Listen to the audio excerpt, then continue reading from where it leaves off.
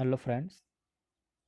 हम लोग आज देखेंगे फिजिक्स का क्वेश्चन जो आपको एग्जाम के लिए बहुत इंपॉर्टेंट है। चलिए हम शुरू करते हैं आज का अपना पहला क्वेश्चन। देखिए इसमें आपका 15 क्वेश्चन होंगे। सो आपको सभी क्वेश्चन को देखने हैं और ये क्वेश्चन है, इनका जो आंसर होगा उसको आप कमेंट बॉक्स में देने का कोशिश कीजिएगा। चलिए हम शुरू करते हैं आज का अपना पहला क्वेश्चन। देखिए हमारा क्वेश्चन है, ए boat carrying steel balls is floating on the surface of water in a tank. If the balls are thrown into the tank one by one, how will it affect the level of water? देखिए इसका जो option है वो है, it will remain unchanged, it will rise, it will fall, first it will rise then fall. आइए इसको देखते हैं हिंदी में। ये बोल रहा है, जल में तैरती किसी नाव में स्टील की कुछ गेंदें रखी है। गेंद एक एक करके जल में फेंकी जाती है। जल का स्तर, ऑप्शन है, अपरिवर्तित होगा रहेगा, बढ़ जाएगा, गिर जाएगा, पहले बढ़ेगा फिर गिर जाएगा। देखिए इसका जो आंसर होगा आप जल्दी से कमेंट बॉक्स में कीजिए, फिर हम बताते हैं। देखिए इसका जो करेक्ट आंसर होगा वो होगा आपका होगा it will fall. Option number C correct है, यानी कि हिंदी में देखते हैं ये होगा गिर जाएगा। जब भी हम स्टील में कुछ गेंद रखे हैं और स्टील किसी जल में है, उसके बाद हम जो गेंद है उसको जल में फेंकेंगे तो जो जल का स्तर होगा वो आपका गिर जाएगा। तो हमारा नेक्स्ट क्वेश्चन है, the temperature of the sun is measured with. Option है, platinum thermometer, gas thermometer, pyrometer, vapour pressure thermometer. आइए इसको देखते हैं हिंदी में। हिंदी में बोला है, किस तापमापी द्वारा सूर्य का ताप मापा जाता है। तो सामने ऑप्शन है, प्लेटिनियम तापमापी, गैस तापमापी, पायरोमीटर, वाष्प दाब तापमापी। देखिए इसका जो करेक्ट आंसर होगा वो आपका हो जाएगा ऑप्शन नंबर सी, यानी कि पायरोमीटर। ये हमारा नेक्स्ट क्वेश्चन है, thermo electric thermometer is based on. देखिए कोई एक इंस्ट्रूमेंट है जिसका नाम है थर्मो इलेक्ट्रिक थर्मोमीटर।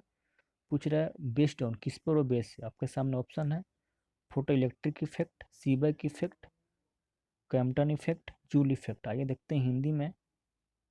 क्वेश्चन है, ताप विद्युत तापमापी किस पर आधारित है।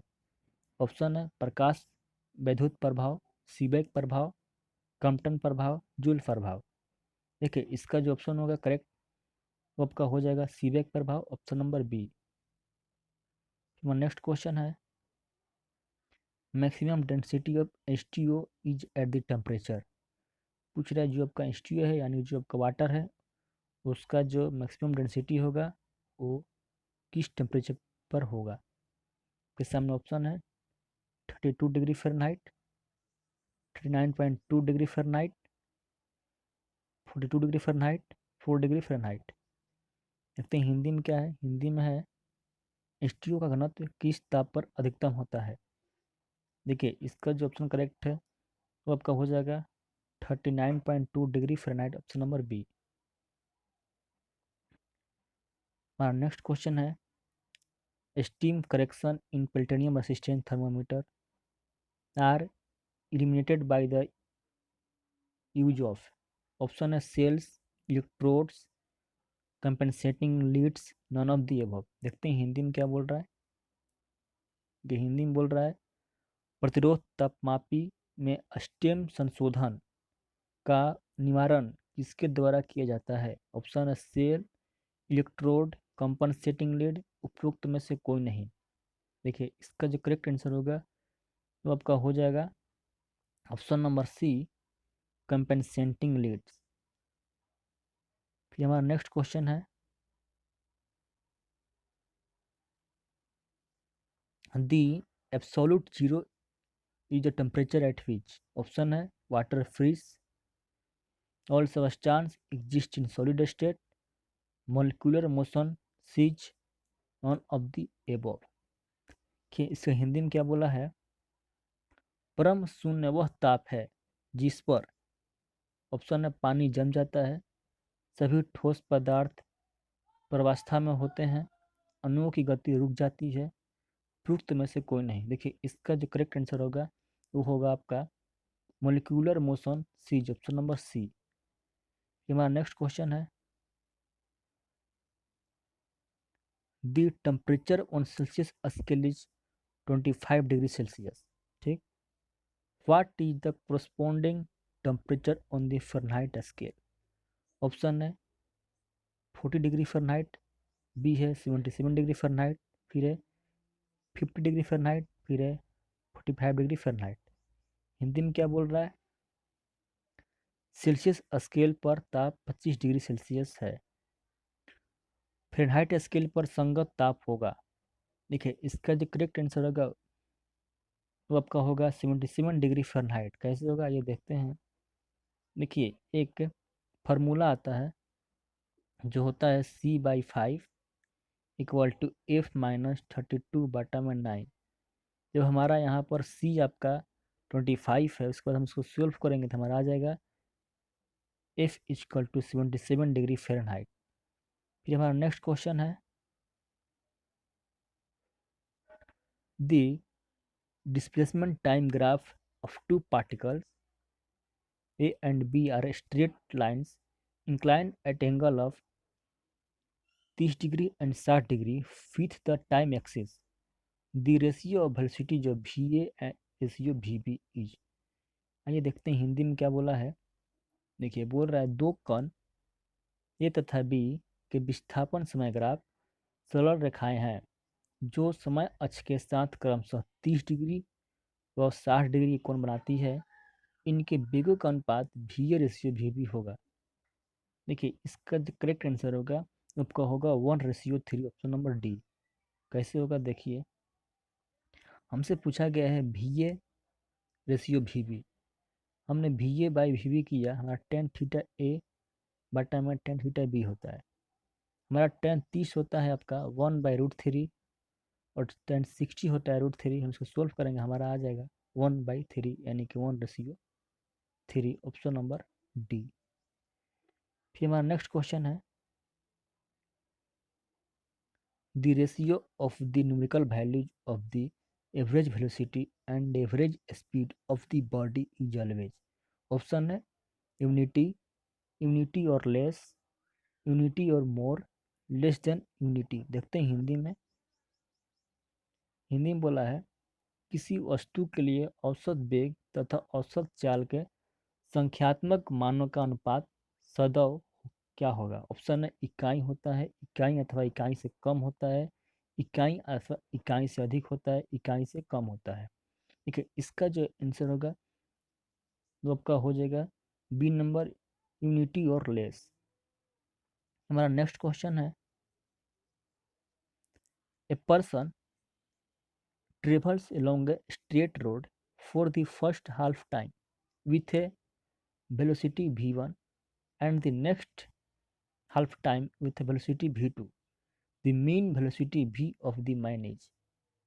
ये हिंदी में बोल रहा है एक व्यक्ति एक सीधी सड़क पर गति के प्रथम आधे समय में v1 वेग से तथा अगले आधे समय में v2 वेग से गति करता है। व्यक्ति का औसत वेग v होगा। देखिए इसका जो ऑप्शन होगा करेक्ट वो का हो जाएगा option number B, v equal to v1 plus v2/2। हमारा नेक्स्ट क्वेश्चन है, a man is standing at a spring platform, reading of a spring balance is 60 kg weight। If the man jumps outside platform, the reading of a spring balance, option है first increase then decrease to 0, B है decrease, C है increase, D है remain same. ये देखते हैं हिंदी में क्या होगा। कि हिंदी में दिया हुआ है एक व्यक्ति एक स्प्रिंग के प्लेटफॉर्म पर खड़ा है, स्प्रिंग तुला का पठ्यांक 60 किलोग्राम भार है। यदि व्यक्ति प्लेटफॉर्म के बाहर की ओर कूदता है तब तुला का पठ्यांक होगा। ऑप्शन है पहले बढ़ेगा फिर शून्य हो जाएगा, बी है घटेगा, सी है बढ़ेगा, डी है वहीं रहेगा। ठीक है, इसका जो करेक्ट आंसर होगा तो आपका हो जाएगा option number A, first increase then decrease to 0। फिर हमारा नेक्स्ट क्वेश्चन है, a cold soft drink is kept on the balance when the cap is open the weight, option है increase decrease, first increase then decrease, D है remain same. ये देखते हैं हिंदी में क्या होगा। बोल रहा है एक ठंडा पेय पदार्थ तुला पर रखा है, जब उसका ढक्कन खोल दिया जाता है तो उसका भार बढ़ेगा घटेगा, पहले बढ़ेगा फिर घटेगा, वहीं रहेगा। देखिए इसका जो करेक्ट आंसर हो जाएगा वो आपका हो जाएगा ऑप्शन नंबर सी, यानी कि फर्स्ट इंक्रीज देन डिक्रीज। फिर अपन का नेक्स्ट क्वेश्चन है which of the following is not a conservative force. Option है gravitational force, electrostatic force between two charge, magnetic force between two magnetic dipole, D है frictional force. Hindi में बोल रहा है निम्न में से कौन सा संरक्षी बल नहीं है। ऑप्शन है गुरुत्वाकर्षण बल, दो आवेशों के बीच का विद्युतीय बल, दो चुंबकीय द्विध्रुवों के बीच का चुंबकीय बल, डी है घर्षण बल। इसका जो करेक्ट आंसर होगा तो आपका होगा ऑप्शन नंबर डी, यानी कि फ्रिक्शनल फोर्स जो है एक कंजर्वेटिव फोर्स होता है। यहाँ पूछा है कौन नहीं है। फिर हमारा नेक्स्ट क्वेश्चन है two bodies of mass m1 and m2 have equal kinetic energy if p1 and p2 are their respective momentum, then ratio किसका p1 ratio p2 is equal to.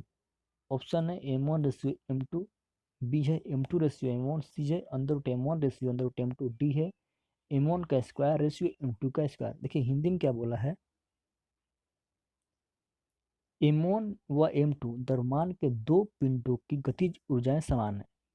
यदि P1 व P2 क्रमशः उनके संवेग हो तो P1 ratio P2 का मान होगा। देखिए इसका जो ऑप्शन करेक्ट होगा वो होगा ऑप्शन नंबर सी। कैसे होगा हम जानते हैं P equal to under root 2mk होता है, इसीलिए हमारा जो यहाँ पर ऑप्शन होगा under root m1 ratio under root m2। हम आज के लिए इतना ही, इसके बाद का नेक्स्ट क्वेश्चन सेकंड वीडियो में लेकर आएंगे। तब तक के लिए हमारा चैनल है इसको आप लाइक शेयर कमेंट और सब्सक्राइब कर दीजिएगा अगर अभी तक आपने नहीं किया है तो। तब तक के लिए थैंक यू।